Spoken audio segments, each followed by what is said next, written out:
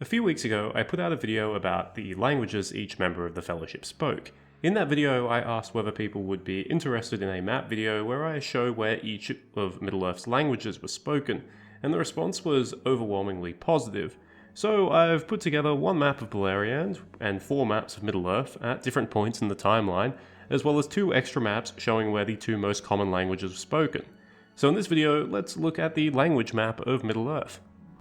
As a disclaimer, I do want to say that I can't guarantee these maps are entirely accurate. Tolkien never really neatly drew borders, let alone described in great detail where exactly every language was spoken. I'm doing the best I can based on the details he gave, plus what we know about the changing demographics and political situations throughout the ages. Some places are left blank because either no one lives there, I don't know who exactly lives there, or only really evil creatures live there, which I'll talk about later. So yeah, some of the language borders might look a bit arbitrary, which is pretty much because they are. The first map is that of Beleriand in the year 455 of the First Age. I've chosen this year because it's the last year before Beleriand began experiencing a little bit of trouble, resulting in at least a few peoples being wiped off the map. The first thing you'll notice is the amount of blue, representing Sindarin, which was basically the common language of Beleriand. Sindarin was the language of the Sindar, those Telerin elves who remained in Beleriand and took Elu-Thingol of Doriath as their king. They ended up spreading all across Beleriand, east and west, Hithlum, Dorthonion, and Nevrast. While Thingol was technically king of all of the Sindar, they weren't really united, and this is reflected in their language. You'll notice that in Doriath they spoke Doriatheran Sindarin, which was the most archaic version of the language. In the west they spoke Falatheran Sindarin, and in the north, Hithlum and Dorthonion, they spoke Northern Sindarin, which contained unique words and was not fully intelligible with Doriatheran and Falatheran.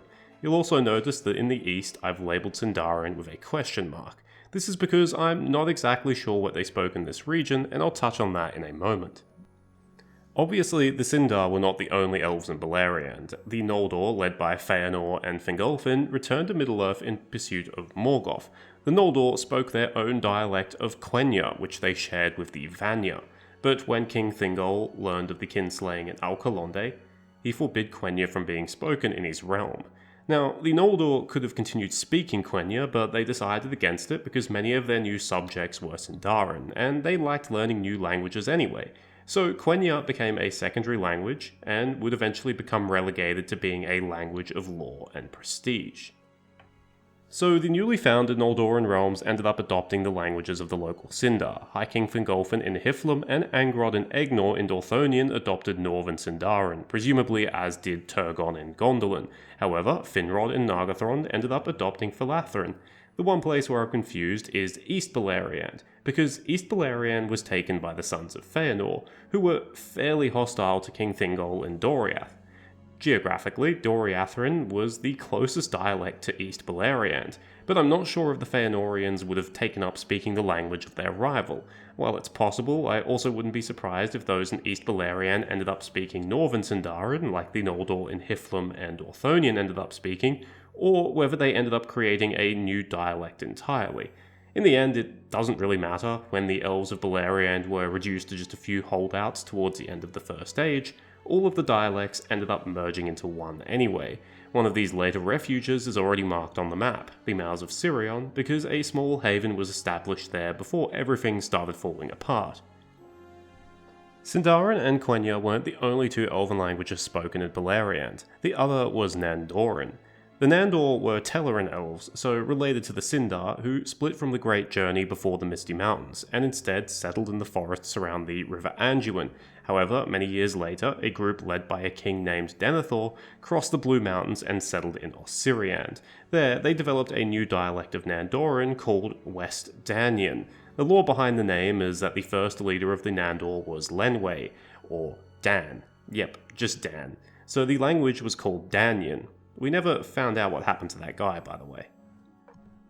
The first non-elven group in Beleriand were the Dwarves of the Blue Mountains. These were the Firebeard and Broadbeam clans, but unlike the elves, the different dwarven groups all spoke the same language, Kuzdol. This was because Kuzdol was not an organic language. It was instead devised by Aule for his creations. The dwarves were incredibly secretive about Kuzdol, thus we only have a few Kuzdol words that we know. and even if they were willing to teach it, other people found it extremely difficult to learn. As a result, the dwarves always learned the language of their neighbours, and the languages that would be most useful to them. In Beleriand, this language was undoubtedly Sindarin. Alright, so our final languages were that of men. Originally, there were 3 groups of men who entered Beleriand: the House of Beor, the House of Halef, and the House of Hador. They would later be joined by the Easterlings, who spoke their own unnamed languages. Now, the House of Beor and the House of Hador both spoke a language called Talisker, although they spoke separate dialects. The Beorian dialect was more influenced by Avaran elves who they encountered on their journey westwards, whereas the Hadorian dialect was more influenced by Khuzdul. You can clearly see this relationship if you compare Adunaic names, a descendant of Talisker, with Khuzdul names. What was probably a mixed dialect was spoken in Estelad, where members of both houses remained up until the Battle of Sudden Flame. The other house, the House of Halef, spoke an entirely unrelated language which we know little about. On the map, I labelled it Halathan. That's a mistake, I apologised, it's actually Halethian. All 3 houses would learn Sindarin to different extents. The House of Beor, who eventually dwelt in Ladros and Orthonian, would almost entirely adopt Sindarin, and when the Beorians were almost wiped out after 455, their dialect of Talisker would pretty much cease to exist.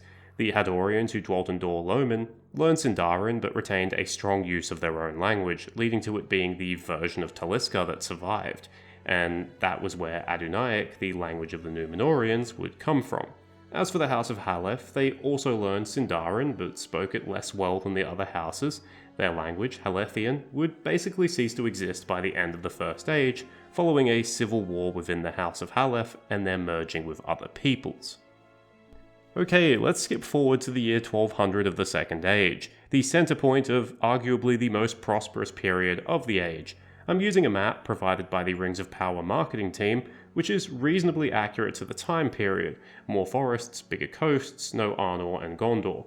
What you'll notice is that we have a wider variety of languages, because at this point in the Second Age, there wasn't really a common language for most peoples, especially men. The first thing you might notice is that Sindarin is still one of the major players. It's spoken in High King Gil-galad's kingdom, which is home to most of the surviving Noldor and Sindar of the First Age.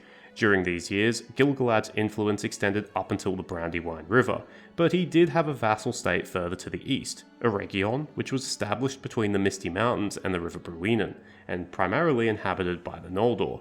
Despite the Noldor mostly having their own realm, they did not begin reusing Quenya as their primary tongue, and it remained the language of law, the Latin of Middle-earth. But Sindarin was also spoken by elves beyond Gil-galad's realm. One of those places was Lothlorien, where Amdir, a noble from Doriath, took some Sindar and set up a kingship.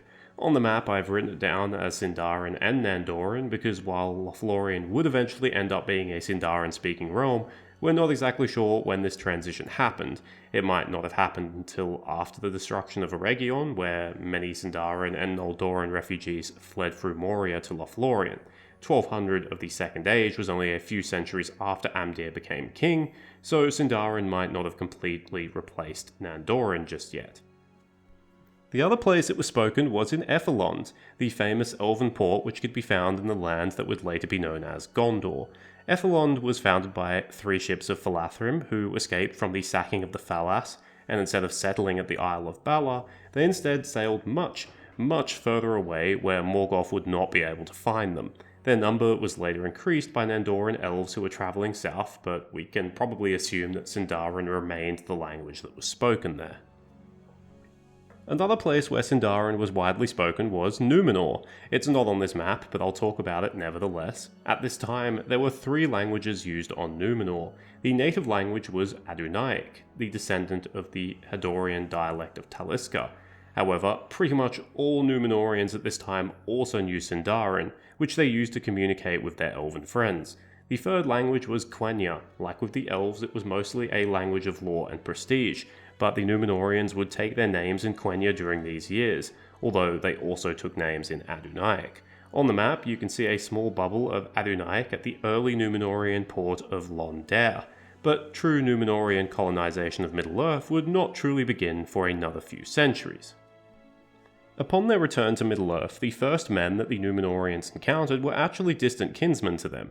These men were the men of Eriador, who were related to the House of Beor and thus spoke a language that I've called Proto-Talisker. When the Númenóreans met with them, they quickly discovered that they could communicate with each other in a rudimentary way. Because of this, relations between these two groups were friendly, and eventually, Númenórean colonizers would heavily intermix with the surviving men of Eriador. However, not all kinships were recognized. The Númenóreans also encountered the pre-Númenóreans. But don't be fooled, this label was only given to them in the Third Age when the kinship was finally recognized by Gondorian scholars. At the time, the pre-Númenóreans were considered by the Númenóreans to be men of darkness, because the pre-Númenóreans were related to the House of Halef, and thus spoke a language similar to Halethian, which had died out and was nothing like Adunaic. Therefore, the Númenóreans and many of the pre-Númenóreans never really got along. On the map, you can see that the pre-Númenórean language was quite widespread, ranging from central Eriador down to the Anduin River. It also may have actually extended beyond the Anduin into Harad. However, it's worth remembering that pre-Númenórean was more of a language group rather than a singular language. Most of the pre-Númenóreans were divided into decentralized tribes, and these groups often had rivalries with each other, sometimes even with the neighboring village. As a result, there were probably dozens of dialects at the minimum, and I doubt all of them were mutually intelligible. While the Númenóreans had bad encounters with the pre-Númenóreans had a similarly bad encounter with another group, the Druidine. They ended up driving them into the White Mountains and beyond, and eventually the Druidine could only be found in the Druidan Forest and in Drueth Iara. The language of the Druidine, known as Druidan, sounded completely alien to speakers of the later language Westron, but we're unsure of how it compared to the pre-Númenórean languages. It's possible that there were some similarities given that the First Age Druidine were associated with the House of Halef. Like pre-Númenórean, we know a couple of other large language groups. In Harad, we have the Southron languages, and in Rhûn, we have the Easterling languages. We know pretty much nothing about these languages. We don't know whether there were large language groups or whether there were many completely different languages. The other large language group were the Northman languages, which was distantly related to Talisker because the Northmen were related to the House of Hador, the third house of the Edain. However, the languages were still very different. During this time, the Northmen were fairly widespread between the Sea of Rhûn and the Misty Mountains, although they were also quite decentralized. While different dialects and eventually completely different languages would end up emerging, we're unsure how much diversity there was at this time. Given the Northmen were in regular contact with the dwarves, one would assume that there was something of a standard dialect that emerged. Speaking of the dwarves, their language of Khuzdul remained and hardly changed at all. During these years, dwarves could be found in the Blue Mountains still, and the Misty Mountains, and the Iron Hills. While they spoke Khuzdul amongst themselves, their public language depended on where they lived and who they were dealing with. In the Blue Mountains, they would have likely kept using Sindarin, whereas in the Misty Mountains, they would have used Sindarin with the Elves of Eregion and the Northman language with the Northmen. In the Iron Hills, they probably mostly used the Northman language. Another language that made a return from the First Age was Nandoran. Although this was the other dialect, East Danyan, we don't know what happened with West Danyan. Like with Lothlorien, Mirkwood, or Greenwood at the time, took in some Sindar immigrants and accepted a Sindar king, Orifer.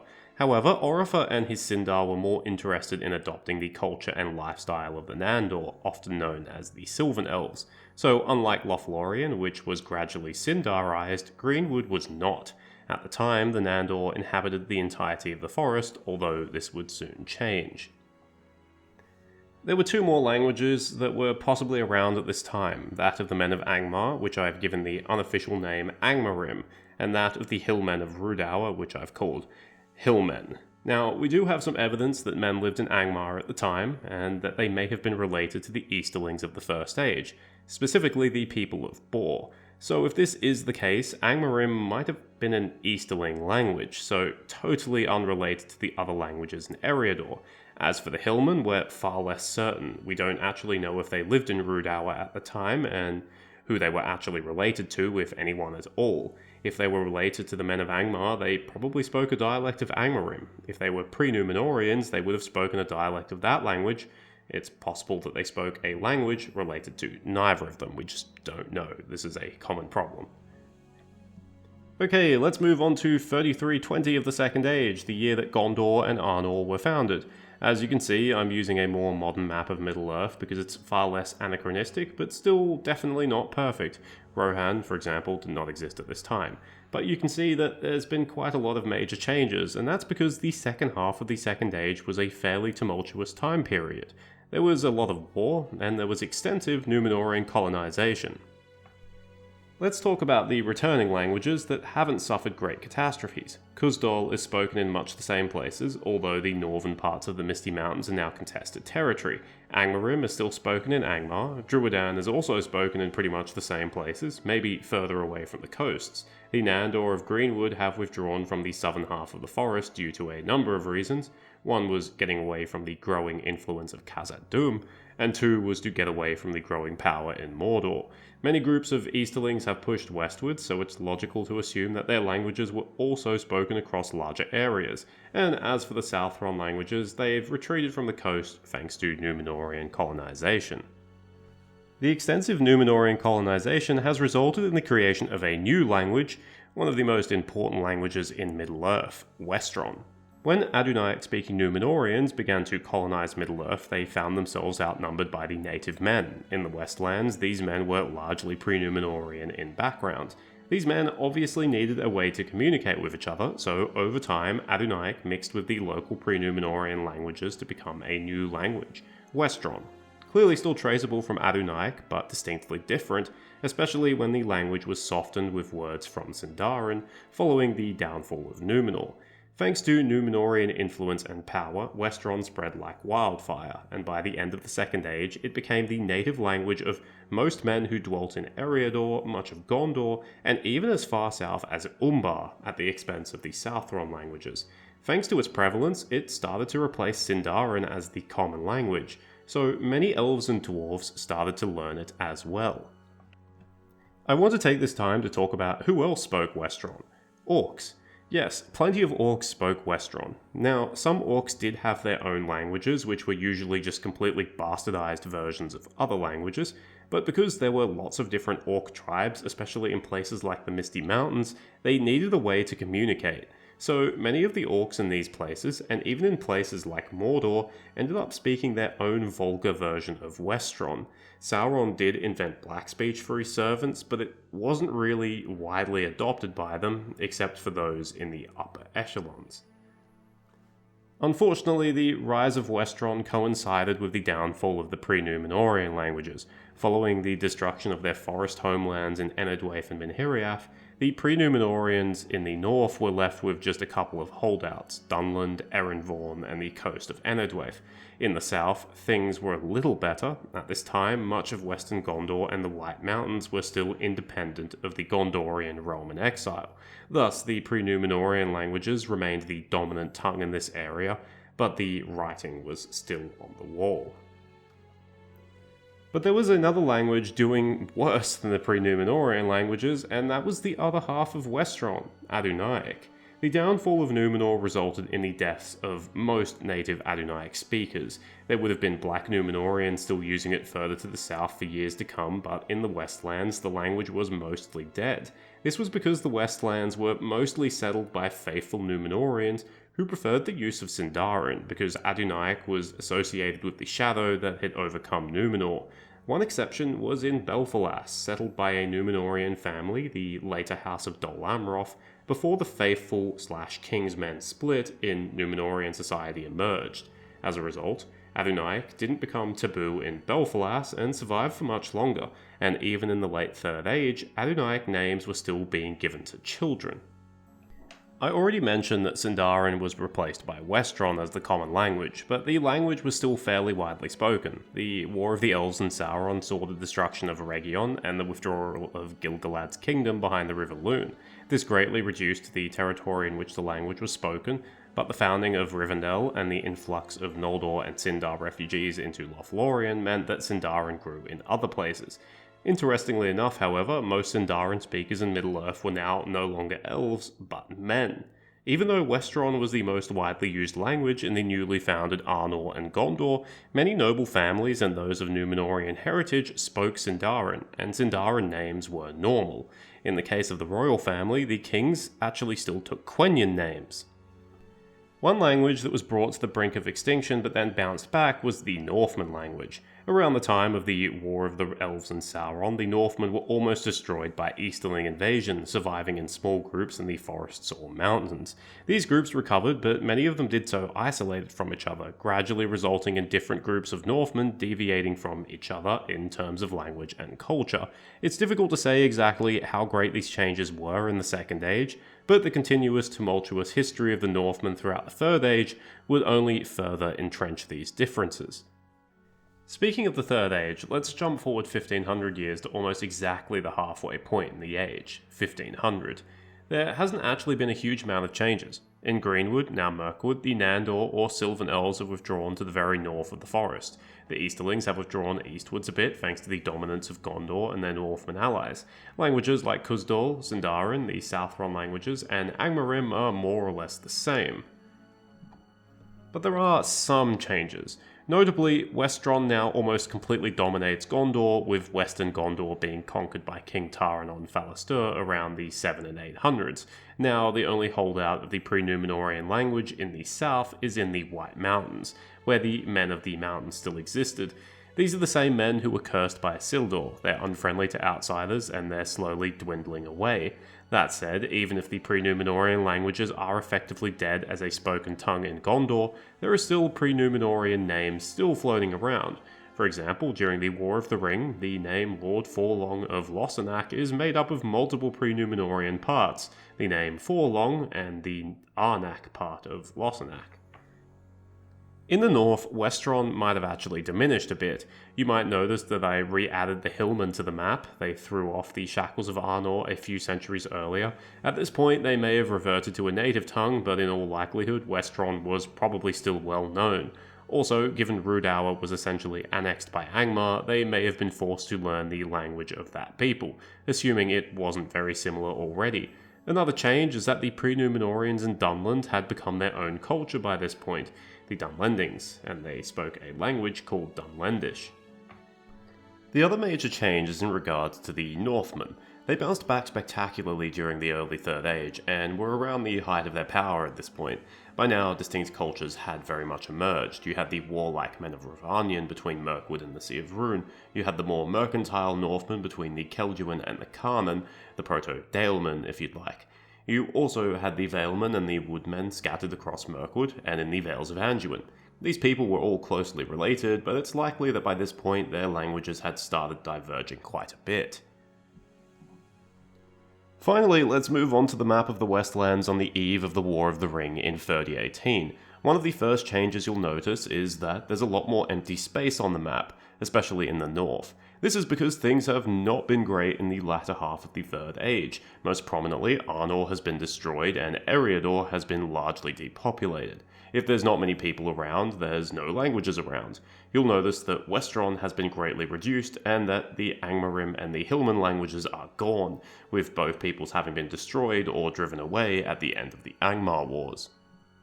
At this point, Westron has only really survived in two pockets in the north, in the Shire, where they speak the Hobbitish dialect, and in Breland. The Hobbitish dialect of Westron was considered rustic, informal, and agricultural, and had influence from Dunlendish and the Northman languages, as the Hobbits had lived in close proximity to both of those peoples in the past. In the south, Westron has also receded as the native language, although, make no mistake, it's still widely spoken.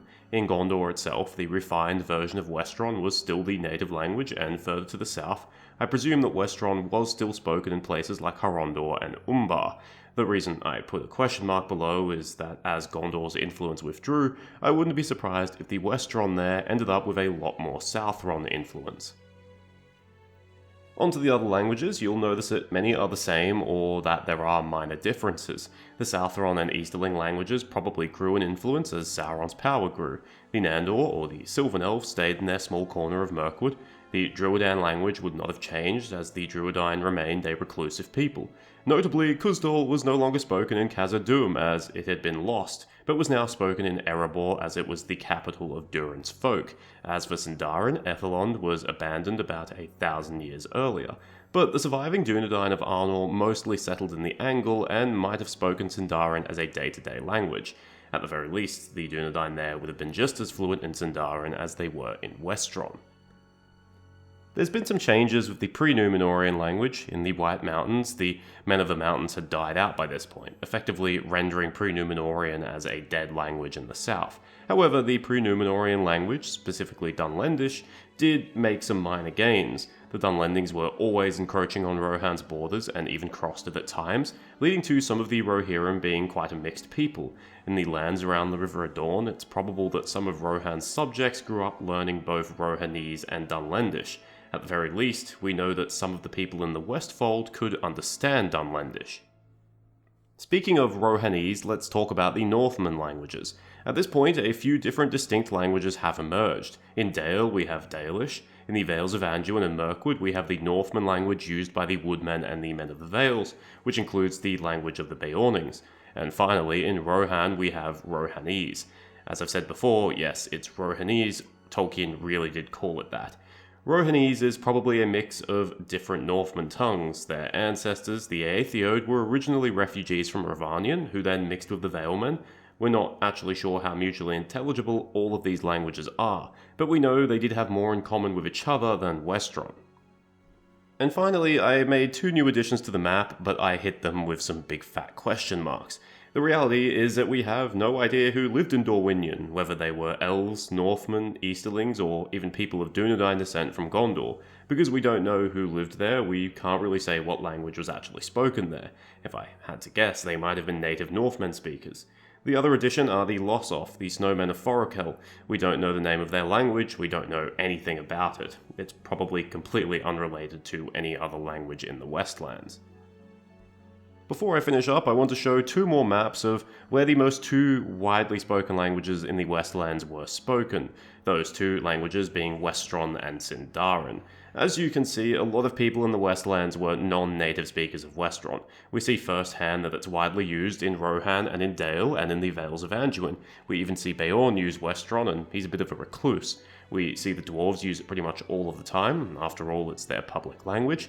It's presumably widely spoken in Lindon and Rivendell due to their dealings with Westron speakers, and surprisingly, even in Mirkwood, Westron seems to be widely known, probably because the woodland elves were frequently dealing with the Dalemen and the dwarves. It's also spoken in Fangorn Forest by the Ents.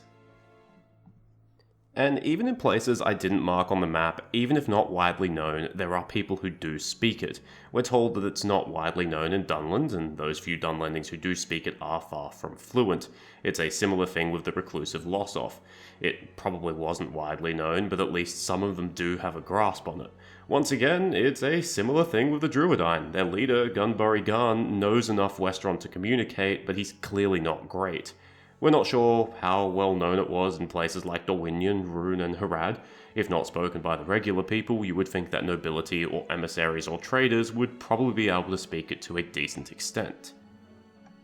The one place I left off, and I feel like this is controversial, is Lothlorien. I did this because what we see of Lothlorien seems to imply that many of the Galathrim either couldn't speak it well or at all. When the Fellowship enters Lothlorien, they're mostly dealing with Hadir at first, who doesn't seem to be confident in his Westron because he speaks it haltingly.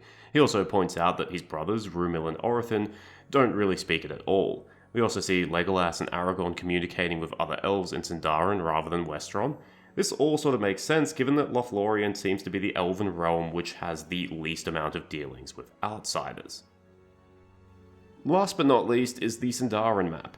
Of course, we have the places where it's the main language, Lindon, Rivendell, Lothlorien, and as I put forth my hypothesis earlier, the Angle.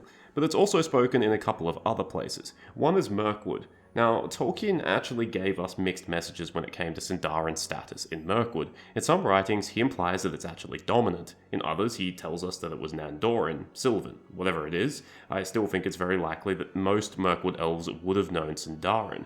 Obviously, Legolas knew it, but he's royalty. With the others, well, simply because Sindarin is the most dominant elven language and was pretty much the dominant language in the Westlands up until the end of the Second Age, I can't see it not being spoken in Mirkwood. The other place where it was spoken by quite a few people was in Gondor. In fact, quite a few people is underselling it. Tolkien actually tells us that there were more Sindarin speakers in Gondor than there were in Lindon, Rivendell, and Lothlorien combined.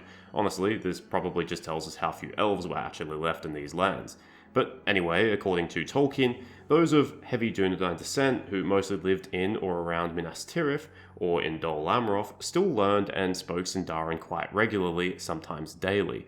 Frodo actually encounters this. In Ithilien, he notices that some of Faramir's rangers were speaking Sindarin with each other.